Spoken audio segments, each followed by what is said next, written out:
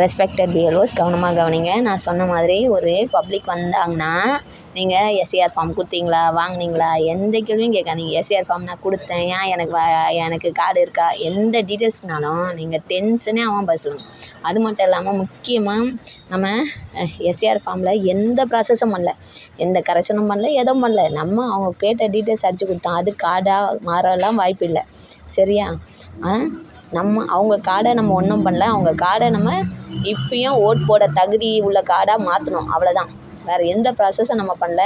இது மூலமாக தான் இந்த ப்ராசஸ் ஆயிடுச்சா, நான் எஸ்ஏஆர் கொடுத்தேன், இப்போ எனக்கு இந்த தப்பு வந்துருச்சு கார்டில், அந்த தப்பு வந்துச்சுன்னா அதுக்கும் எஸ்ஏஆருக்கும் எந்த சம்மந்தமும் இல்லை. அது சொல்ல நீங்கள் ஜாக்கிரதையாக இருங்க, தெளிவாக இருங்க. அதேமாதிரி நீங்கள் சொல்லுங்கள், எதுனாலும் ஒரு பப்ளிக் வந்த உடனே சரியா, அவங்களுக்கு ஷிஃப்டடாக 6 நான் ஆன்லைனில் 8 போட்டேன், 8 ஷிஃப்டட் போட்டேன், ஆன்லைனில் 6 போட்டேன்னாங்கன்னா விட்டுருங்க.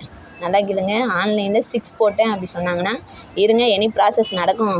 இவ்வளோ நாள் எஸ்ஏஆருக்காக ஸ்டாப் பண்ணி வச்சுருந்தாங்க, எனி ப்ராசஸ் நடக்கும்னு சொல்லி அமுச்சு விட்ருங்க. ஆனால் ஆன்லைனில் 8 போட்டேன்னாங்கன்னா மட்டும் கண்டிப்பாக ஆன்லைனில் போட்டிருந்தா கூட நீங்கள் எப்படி செக் பண்ண நான் சொல்லிடுறேன். குரோம்குள்ளே போங்க. குரோம்குள்ளே போயிட்டு NVSPன்னு போடுங்க. NVSP இதுக்குள்ளே போட்டானே பாருங்கள். இதில் ஓட்டர் சர்வீஸ் போர்ட்டல் அடியில் தொடுறேன். இப்படி ஓப்பன் ஆகிடும். இதில் லாங்குவேஜ் செலக்ட் பண்ணலனாலும் அது போகும். அதே மாதிரி இங்கே பாருங்கள், எபிக் நம்பர் போடுறேன் பாருங்கள். ஒரு ஓட்டர் ஐடி நம்பர் போடுறேன். DBL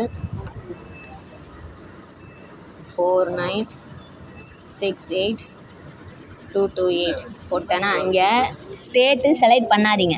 ஏன்னா சில ஸ்டேட் இது நம்மளுக்கு இப்போ அவங்க நம்ம தமிழ்நாடு இல்லாமல் வேறு எங்கன்னா இருந்தாங்கன்னா நம்மளுக்கு ரெக்கார்ட் நாட் ஃபவுண்ட் வரும். அதுக்காக நம்ம அவங்களுக்கு 6 ஃபார்ம் கொடுத்துட வேண்டியது இருக்கும்.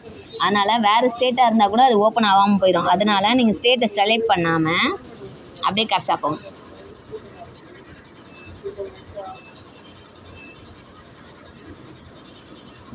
சர்ச் டீட்டெயில்ஸ் பாருங்கள். இந்த மாதிரி அவங்களுக்கு டீட்டெயில்ஸ் ஓப்பன் ஆகணும். இந்த மாதிரி அவங்களுக்கு டீட்டெயில்ஸ் ஓப்பன் ஆச்சுன்னா அவங்களுக்கு நான் அட்ரஸ் சேஞ்ச் பண்ணிக்க போகிறேன்னு சொல்கிறாங்கன்னா கரெக்டாக உங்கள் ஸ்ட்ரீட்டாக இருந்தால் மட்டும் அவங்களுக்கு 8 ஷிஃப்டட் வாங்கிக்கோங்க. அவங்க உங்கள்கிட்ட அவங்க வர போகிறாங்க அப்படின்றதுக்கு தான் 8 ஷிஃப்டட். நீங்கள் இங்கேருந்து அவங்கள வேறு ஒரு ஏரியாவுக்கு உங்களால் அனுப்ப முடியாது. அவங்க எந்த ஏரியாவுக்கு போகிறாங்களோ அங்கே தான் அவங்க 8 ஷிஃப்டட் கொடுக்கணும். ஞாபகம் வச்சுக்கோங்க. இது ஷிஃப்ட்டு பண்ணி நம்ம எடுத்துக்கிறோன்ற மாதிரி தான் இந்த 8 ஷிஃப்டடுக்கு அர்த்தம். ஷிஃப்ட்டு பண்ணி அனுப்ப முடியாது நம்மளால். நம்ம வேறு ஒரு ஏரியாவில் இருக்கவங்கள நம்ம ஷிஃப்ட்டு பண்ணி நம்ம எடுத்துக்கிறோம். அதுக்கு தான் இந்த 8 ஷிஃப்டடு. அது மேலே முதல்ல கவனம் செலுத்துங்க. இங்கேருந்து நான் மதுரைக்கு போகிறேன், ஒரு 8 ஷிஃப்டட் போடுமான்னு எழுதி கொடுத்துட்டு போயிட்டாங்கன்னா அதை திருப்பி நம்ம அந்த ஃபார்மை குப்பை தொட்டியில் தான் போடணும். திருப்பியும் சொல்கிறேன், நம்ம அடிக்கிற ஃபார்ம்லாம் நம்ம ஏசியிலே தான் இருக்கோம். அவங்க மதுரையிலேருந்து இங்கே வரலாம், ஆனால் இங்கேருந்து அவங்க மதுரைக்கு போக முடியாது. இதே மாதிரி டீட்டெயில்ஸ் ஓப்பன் ஆகாமல் நோ ரெக்கார்ட் ஃபவுண்டுன்னு வந்துருச்சுனாலே அவங்களுக்கு ஃபார்ம் 6 தான்.